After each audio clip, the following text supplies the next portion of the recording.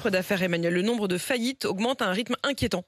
Oui, alors c'est vrai que comme ça, les chiffres font froid dans le dos. 41 000 défaillances d'entreprises en 2022, c'est 50% de plus qu'en 2021. Et là, on se dit, c'est la catastrophe. Eh bien, pas tant que ça. Il faut remettre ce chiffre. C'est quand même finalement une bonne nouvelle. Oui, alors c'est pas une bonne nouvelle, mais ça n'est pas une si mauvaise nouvelle que ça. Il n'y a pas de quoi s'alarmer plus que ça, puisqu'il faut rappeler qu'avant la crise, il y avait environ chaque année en France 55 000 dépôts de bilan.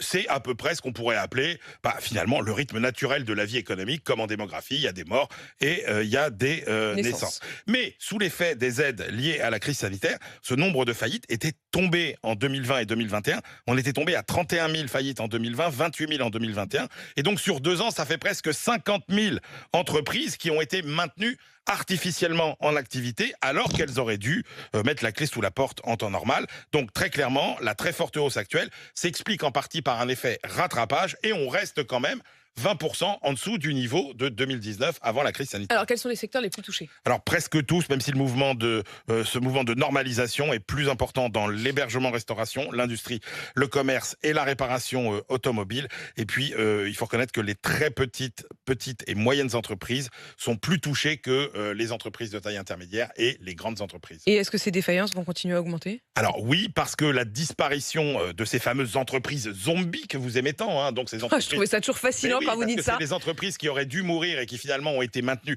artificiellement en vie. Donc la disparition de ces entreprises n'est pas terminée. Et puis l'environnement économique se durcit.